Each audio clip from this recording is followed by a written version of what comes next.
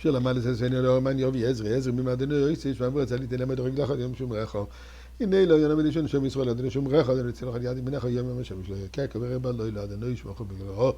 Yishmer eznam shech adenu shmetzi Ezra v'yacho me'ato v'yado lo. Mes chers amis, prenons une pièce, prenons un peu de tzedaka ensemble, mettons dans la boîte et nous allons mériter ensemble, toujours ensemble, la geoula, la délivrance par Melech HaMashiach.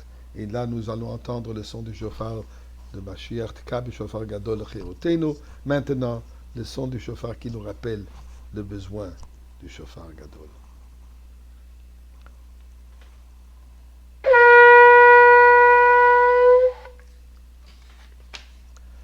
Comme je disais, ensemble. Eh bien, nous arrivons ensemble à la fin de l'année, une année très particulière, et nous arrivons bientôt, Rosh Hashanah, la nouvelle année. Ce que je veux dire, l'année très particulière, cette année, c'est l'année de Shemitah. Et la Torah nous dit, dans Parashat Vayelech, qu'à la fin de tous les 7 ans, durant la fête de Sukkot, suivi l'année de Shemitah, lorsque tout le peuple juif se retrouve dans le Beth Amikdash, puisque à Sukkot, on est censé de fêter dans le Beth Amikdash, dit le Pasuk, Hakel Sa'am, rassemble le peuple, Anashim Vedashim Vetaf, les hommes, les femmes et les enfants. Chose qui est inhabituelle, puisque habituellement, les femmes ne sont pas obligées de suivre, de pratiquer les mitzvot qui sont dépendants de temps, et bien sûr pas les enfants. Ici, c'est une mitzvah de rassembler tout le peuple juif, sans exception. Et ce qui nous explique, dans le temps du Beth Amikdash, tout le monde observait l'année de Shemitah, c'est-à-dire que pendant l'année entière, l'économie du pays s'est arrêtée, alors que tous les agriculteurs et travailleurs agraires abandonnaient leurs champs et affluaient en masse vers la maison d'études. Et pendant une année entière, ils se concentraient sur leurs besoins spirituels plutôt que physiques.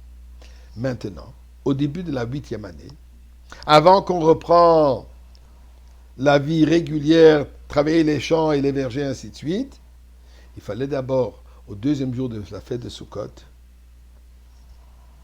se réunir au Beth Amikdash pour une dose d'inspiration. Une inspiration qui leur inspira pour les prochains 6 ans de vivre et mener une vie inspirée par la Torah et Mitzvot, même pendant qu'ils sont préoccupés avec leurs besoins et leurs travaux mondains. Cet événement était connu sous le nom de Hakel. Assemblez-vous. Et d'ailleurs, c'est le seul événement qui exigeait la présence de chaque juif. Tel qu'au moment de Har Sinaï, au moment qu'on s'est tous retrouvés, Dieu, quand il nous a donné les 10 commandements, la révélation de Sinaï, il a marqué que tout le monde était présent de la même manière, dans le même concept et la même idée, est ce moment de Hakel.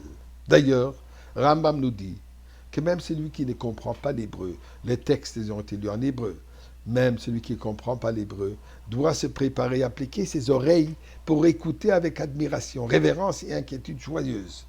Comme le jour où la Torah a été donnée au mont Sinaï.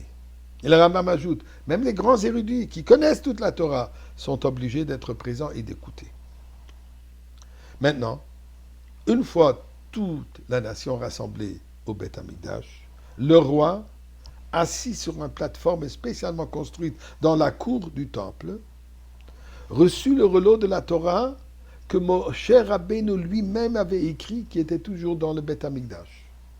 Et là, le roi récite une bénédiction et à la haute voix a lu plusieurs parties de sections de Devarim que le Rambam décrit exactement, tous ceux qui sont des paroles d'encouragement, d'amélioration dans notre vie spirituelle et notre lien avec Akadosh Baruch Hu. Le Rambam nous dit que chaque individu devrait se voir à ce moment comme s'il était maintenant commandé par Dieu lui-même, puisque d'ailleurs, le roi est le messager de Dieu pour transmettre ses paroles.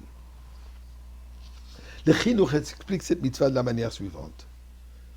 Le discours de toute la nation, hommes, femmes et enfants, serait: pourquoi sommes-nous réunis pour ce grand rassemblement? bien sûr, pour entendre les paroles de la Torah, qui est notre essence, qui est notre gloire, qui est notre fierté. Et ceci amènerait la personne à un comportement meilleur. Le Rebbe nous dit que malgré que la mitzvah, bibliquement, est dans le temps de Beth Amikdash, mais en réalité, aujourd'hui aussi, avant qu'on arrive au Beth Amikdash, c'est le moment de rassembler, de réunir à chaque moment qu'on peut, particulièrement à Sukkot, de manière pour s'encourager plus dans la Torah et Mitzvot, et surtout pour réunir, créer cette unification, cette Avat Israël au sein du peuple juif, et que c'est ceci qui nous amène l'année Hakel de prochain, par le fait qu'encore cette année, nous allons nous retrouver avec le Rebbe Melech HaMashiach dans le Beth Amikdash.